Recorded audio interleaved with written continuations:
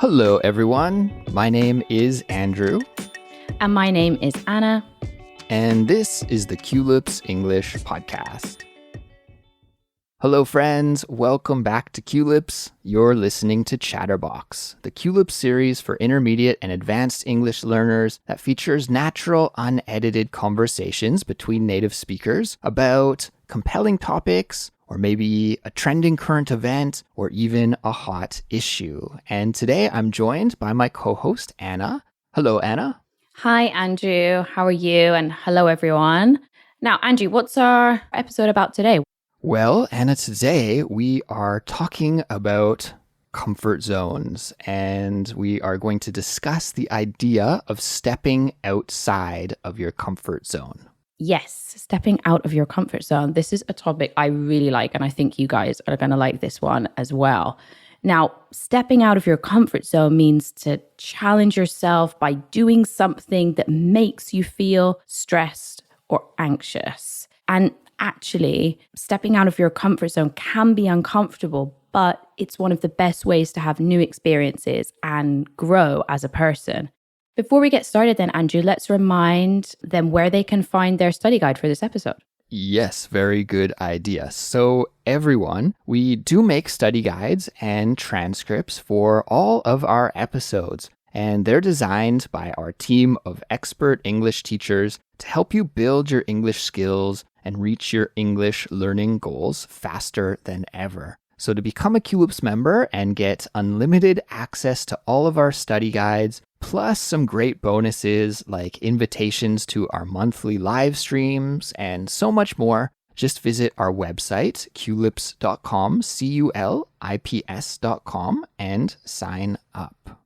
Okay, Anna, let's get to our topic for today, which is about stepping outside of your comfort zone. And I think we're going to have a lot to talk about, Anna, specifically because we are both living in foreign countries away from home. And I kind of predict that a lot of our discussion will be maybe about this subject, but we'll have to see as we go along. But before we get to that topic exactly, maybe we should first begin by talking about what the comfort zone is, because we can't really talk about getting outside of it if we don't know what it is. So in your mind, at least, how do you define the comfort zone? Well, the comfort zone, first of all, it's invisible, I guess, but it's a place where you feel, as it says, very comfortable. For example, for me, I feel one of my biggest comfort zones is being in my house, for example. In my tiny little flat is my absolute comfort zone. I feel happy here. I feel safe. I feel very comfortable. So comfort zones are where we feel like we're in our element. Well, that's what it feels like for me. I don't know about for you, but you don't feel necessarily challenged or pushed. You're not necessarily anxious about anything. You're kind of in your zone doing what you love to do. So for me, being in my comfort zone is great. We feel good when we're in our comfort zones. Yeah, exactly. I think that's a good way to put it. And maybe thinking of your house is like a really easy way to understand this idea. For many people, your house is like the area where you can feel free to be yourself completely. You feel safe and comfortable. And I like to think of the difference between doing a job or working at some place that you've worked at for a long time. You know all your coworkers, you know all the rules, all the procedures, how to do everything, and the job is just kind of second nature to you. Versus the first day at a new job. You know, starting a new job for the first time, and maybe the night before you're really anxious and you can't sleep very well. And then you go to the workplace for the first time and everything is awkward and everybody is new. And that feeling is like being outside of your comfort zone, right? You're in a totally new environment. You feel stressed and anxious because of that. And I think anybody who's had that feeling of starting a new job at a place that's unfamiliar to them has maybe experienced being outside of the comfort zone.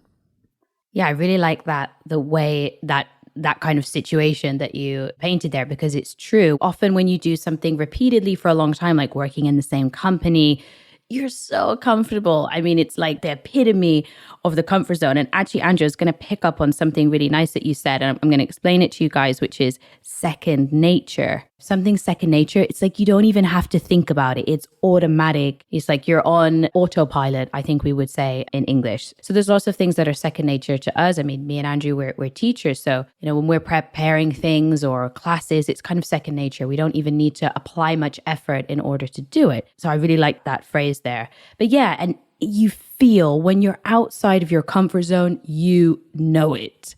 It feels uncomfortable, you feel stressed, you feel anxious, but maybe not always a bad anxious, because sometimes being anxious can be good. Maybe it's a happy nervous, but you feel that fight or flight that we have inside us, that instinct.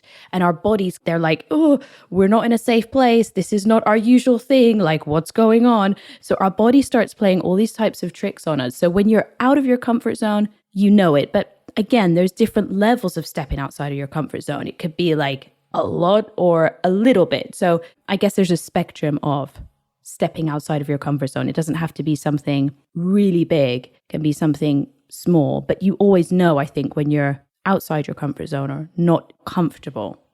Yeah, you can definitely feel it, right? You know immediately, at least a person like me, I know immediately when I'm outside of my comfort zone. Maybe I start to feel a little bit of anxiety or stress or nervousness. And that might be related to the fact that I'm an introverted person, as we talked about in a previous Culips episode, and sometimes new situations just make me feel a little bit stressed like that. But I guess maybe, Anna, we should back up just a moment, because I did want to highlight that when we're talking about the comfort zone, this is really more like a psychological theory, right? There's not like a physical area that's your comfort zone. This is a psychological idea. And psychologists have proposed, in fact, 3 zones of learning and development. And so in the middle, you have your comfort zone where you feel very secure and safe and comfortable, hence the name. And then outside of the comfort zone is what's called the optimal performance zone. And this is a state where you feel some stress, you feel some anxiety, you feel some pressure, but you can use this pressure and stress and anxiety to actually push you to work better or to learn more quickly or to achieve your goals in a better way. The idea is that if you don't have this push, then you're not going to be able to move forward in whatever you're trying to do. So there's this sweet spot when you're just outside of your comfort zone, where you're in the optimal performance zone. However, outside of the optimal performance zone is the danger zone. Psychologists call this the danger zone. Isn't there a song from the 80s that talks about the danger zone? No idea, but it sounds horrible. Just thinking about the danger zone puts me on edge. So the danger zone is the psychological state where your performance actually declines because you're feeling too much stress, too much anxiety, or too much nervousness. And yeah, you actually do terribly in this kind of situation. So when we're talking about stepping outside of your comfort zone, I think we're actually talking about trying to be in this optimal performance zone, right? Where this little stress, this little anxiety pushes you to do something new or something different. And because of that, you're able to learn something new or do something differently or grow as a person. And yeah, that's where we want to try and be. We don't want to be in the danger zone. No, I mean, the danger zone says it in the label. It's not a good place to be. And I like that term that you used there, Andrew. And guys, sweet spot basically means, the optimum level. Another similar way that we might say that is like happy medium, somewhere in the middle. And yeah, of course. And it comes back to what I was saying about there's a spectrum. I mean, you don't want to push yourself too far because then it's going to feel awful. But Andrew, do you like stepping out of your comfort zone? Do you do it often? Do you make a conscious effort to try and step out of your comfort zone? Good question, Anna. I do make an effort to be outside of my comfort zone. I don't know if I like it, but I think, in fact, and this goes back to what I was saying at the start of the episode about living overseas, I kind of feel in a way that I'm outside of my comfort zone almost all of the time. And living in a foreign country with a foreign language that's spoken around me all the time, in a foreign culture, a lot of things feel a little bit uncomfortable. But because of this experience, I do feel like I've been able to grow so much as a person and grow my understanding of the Korean language and understanding of Korean culture. For listeners who don't know, by the way, I do live right now in Korea, even though I am Canadian. So yeah, I feel like I'm kind of always outside of the comfort zone. I don't know if I'm really in the optimal performance zone. Sometimes I am, sometimes I'm in the danger zone. And now that I've lived in Korea for so long, I think some things that maybe were in the danger zone before are actually now in the comfort zone for me. So that in itself is a measure of growth, I think. Absolutely. And there's a kind of saying that we have in English, everyone, which kind of goes like this: nothing good happens inside your comfort zone. And it's trying to sort of say about this idea that if you want to change, if you want to grow, you've got to make yourself feel a little bit uncomfortable every now and again. And actually, I want to share something that's quite personal, because this for me is actually one of my personal things that I have to work on. Because I don't know about you guys, but during the pandemic, I kind of went right back into my comfort zone, which was being at home, doing everything online. I didn't meet many people face to face, which sometimes I can feel a bit nervous about doing that, as I'm sure maybe you guys do as well. So I found that after the pandemic and all of that stuff, that I was way too much in my comfort zone. So one of the things that I've been consciously trying to do, especially over the last month or couple of months, is every day I do something, or I try and do something, even if it's something really small, like sending an email that would maybe make me feel a little bit uncomfortable, or having a conversation with somebody, or going out and doing something that I wouldn't normally do. So I try and do something every day that just pushes me a little bit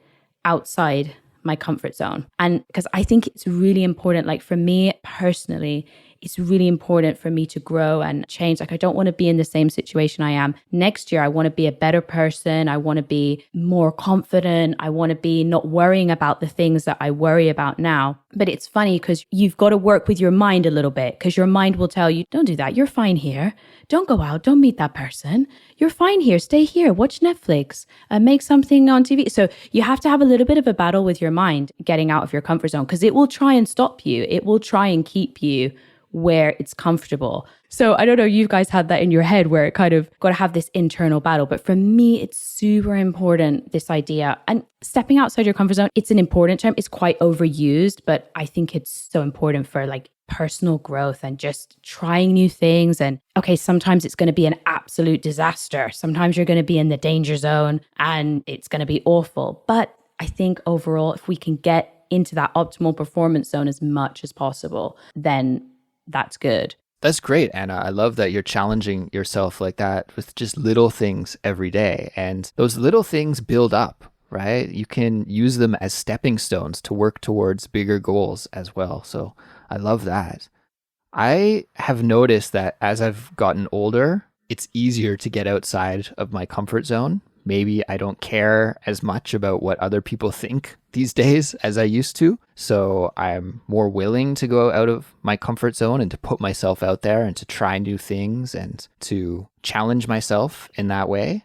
And Anna, maybe as you get a little bit older as well, you'll feel similar to me that it will get easier and easier each day. I'm wondering if you could share about some of the things that you've learned about yourself from trying to step outside of your comfort zone. Do you have any great insights that you could share? Do you know what? I'm going to give an example, and this relates to learning languages as well. So everyone, I know that maybe you're going through this as well, about how can I push myself and challenge myself with my English. So I'm going to give an example for this. And I think the main learning is that you can do it, even though it feels like it's a really big thing, maybe making a phone call in English, for example, or giving a presentation or speaking to somebody in English. You can do it. But as I said before, you have got to battle a little bit with your internal systems, because your internal systems are going to tell you don't do it, and they're going to try and escape. So I'm going to give an example of one thing that was outside my comfort zone. Again, it's a tiny thing, but these things add up. Like you said, Andrew, they accumulate. So one thing I absolutely hate doing is making phone calls in Spanish. I hate it. I hate it. I will do anything to avoid it. Me too, actually. In Korean, I hate when somebody calls me and I see on the caller ID, like, oh, I know this person. I get a little heart attack. I'm like, oh, it's so hard to talk on the phone. Yeah, and I guess you guys maybe feel like this as well. It's pretty common. Okay, it's pretty common. So my hair needs a cut. I needed to have a haircut. Now, I had two options. I could have gone the comfortable comfort zone route and I could have booked an appointment online. I didn't have to speak to anybody and I would just turn up. Or I had the uncomfortable route and I could have called the salon. It's literally a 15-second conversation. It's not even a long conversation and I could book the appointment that way. So I had these two choices and I was like, okay, get yourself together. You can do it. It's just a phone call. It's going to last 15 seconds. It will be fine. It might not be perfect. So I made the phone call. Okay. And as per usual, I was awkward and I didn't know exactly what to say and I didn't understand everything. But now I guess probably I feel a little bit more comfortable about making the next phone call. So it's like that little push, once you've done several little pushes, then it won't be such a big deal anymore. And maybe then I'll be much more comfortable. I won't even think about it, picking up the phone call, making a hair appointment, making a nail appointment, whatever. So, for me, it's like you can do it, even though it feels like in that moment, it's really hard to push yourself outside your comfort zone. It is possible and you can do it. You just have to have a bit of grit and kind of get on with it and kind of accept that it might not go well, but it will be good for you in the long run. And you have to trust that. It'll be good for you either way, right? Like, even if you tried that phone call and you completely failed and the person at the hair salon didn't understand you and you had to hang up the phone and feel embarrassed about it, you could just be like, well, that didn't work. And then you're like, I have to try. There's something that I said that wasn't working. You'd have to like think about your word choice or your pronunciation, and then you could try again. And so even failing, when you go outside of your comfort zone and you fail, that's still a learning experience. You can still have a takeaway from that. And that's what I would advise guys as well, is that if you're thinking, okay, I need to do more to push myself outside my comfort zone or step outside my comfort zone, do it step by step, small things. It doesn't need to be a huge jump. It could be a big thing. You could make a big step. Some people prefer that. Some people like to make big changes all of a sudden. But if not, just do it little by little. Pick something, the smallest thing that would make you feel like you're not in your comfort zone, and try that first. Okay, because I think sometimes it can be a little bit overwhelming if you think, oh, wow, I have to give a presentation in English. Oh my goodness, it feels like a huge jump. So why not try maybe just practicing the introduction or having a short conversation or I don't know, whatever, but pick a small thing to do first if it feels like too much. But yeah, it's a win-win. Like you said, Andrew, it's a win-win. You win either way if you do it. And probably you'll regret it if you don't. And I prefer not to regret things. So, I don't want to live with that thing in my head of, oh, I should have done that, or, oh, I could have done that. That annoys me.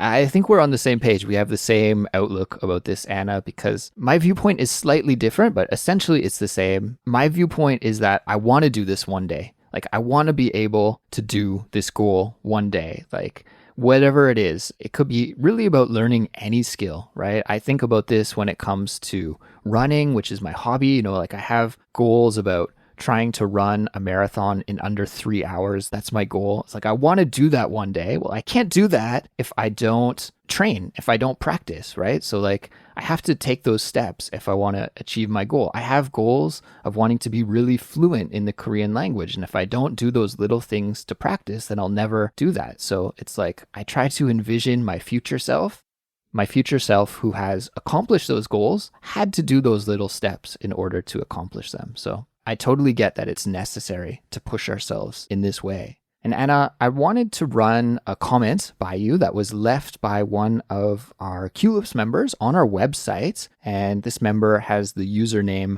Ava, A-H-V-A. So Ava wrote on our discussion forum, "Hi Andrew, I started to read a book in English, and even though it's easy, I lost the gist frequently."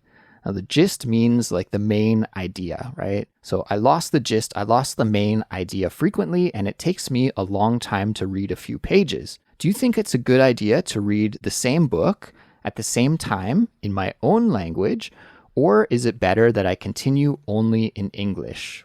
Can we be comfortable out of our comfort zone. So I think what this member is talking about in the context of stepping outside of your comfort zone while reading a book. And I think this goes for anything in a second language. It goes for watching movies. It goes for listening to podcasts like Culips. It goes for having conversations with English speakers. And that is, can we start to feel comfortable outside of our comfort zone? My gut feeling is like this is a really good skill to develop, is to feel comfortable outside of your comfort zone when it comes to learning English. Because when you feel comfortable with accepting that you're not going to understand 100% of everything, then you can just start to enjoy the process. If you have this feeling like I have to understand everything that I hear, or I can't enjoy this movie, or I have to understand every word that I see, or I can't enjoy this book, I think if you have that mindset, then you're cutting yourself off from some really great potential material that could be so beneficial or entertaining, but also that you maybe won't be able to hit the next level with your learning goals. I'm curious, what do you think about this idea, Anna, of being comfortable outside of the comfort zone? Yeah, I mean, of course it's possible, because I guess all it means is just that your comfort zones are shifting. So what used to be outside your comfort zone becomes in your comfort zone, and so on and so forth. So your comfort zone will just shift, it will just keep shifting. What used to be more difficult becomes easier. So then you need to try something that's more difficult. And again, there's another phrase that's often said in English, which is like, there's no learning inside your comfort zone. I'm not sure whether I agree with that or not, but I mean, I guess what it's trying to say is that it can be entertaining, it can be good inside your comfort zone. But if you understand everything, for example, well, you're not really being challenged or pushed. Like you said, if you understand absolutely everything in a podcast or in a movie, etc., then you're not necessarily challenging yourself. So yeah, your comfort zone just shifts. There will always be something new that you can make yourself feel uncomfortable about. Like that will never change. There's always going to be new things. So yeah, if it's comfortable outside your comfort zone, you've just shifted your comfort zone, essentially. That's what I think anyway. Mm-hmm. Yeah, I completely agree. And I guess to go back to Ava's specific question about reading the novel, I think going back to that idea of the comfort zone, the optimal performance zone, and the danger zone is a good visualization. If you are in the deep end with the novel, like if it is so hard to follow that maybe you're having to search for 100 words on each page and you can't follow the story, then maybe you're in the danger zone and it's going to be too stressful and too difficult for you. Maybe you need to find an easier novel that is better suited for your level. But, personally, I'm reading a novel in Korean right now, which I think is in the optimal performance zone for me. I don't understand everything, but I can follow the main ideas really clearly. I can enjoy the book even without a dictionary, but if I use my dictionary, it's even better because there are several words, somewhere between 5 to 10 words per page that are new to me. But I find that as I go through the novel, and now I'm almost at the end, after about 400 pages, it's a long one, I'm not needing to look words up as often, and I'm really learning a lot from the reading. So this is like the perfect example of being in the optimal performance zone for me. So I think, you probably need to choose something that's level appropriate to start. And if you can find a book that fits that optimal performance zone, that pushes you, then that is where real learning benefits can come from. Agreed. Couldn't have said it better myself, Andrew.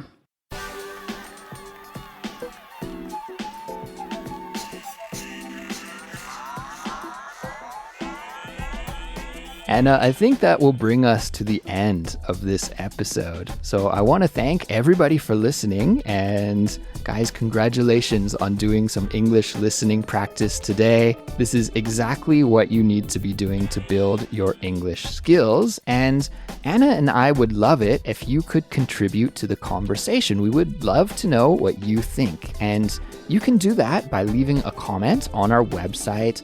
Please let us know about what you think and share any stories you have about being outside of your comfort zone. We would love to hear about them. Yes, absolutely. Definitely send those in. And if you really like Culips, please support us so we can keep making free English lessons each and every week. The best way to support us is by becoming a Culips member. To learn all of the details and to sign up, just visit culips.com. And don't forget that you can also support us by following us on Instagram or YouTube. You can tell your friends you're learning English to check Culips out, or you can even leave us a 5-star rating and positive review on your favorite podcast app. We'll be back soon with another brand new episode, and we'll talk to you then. Goodbye. Bye, everyone.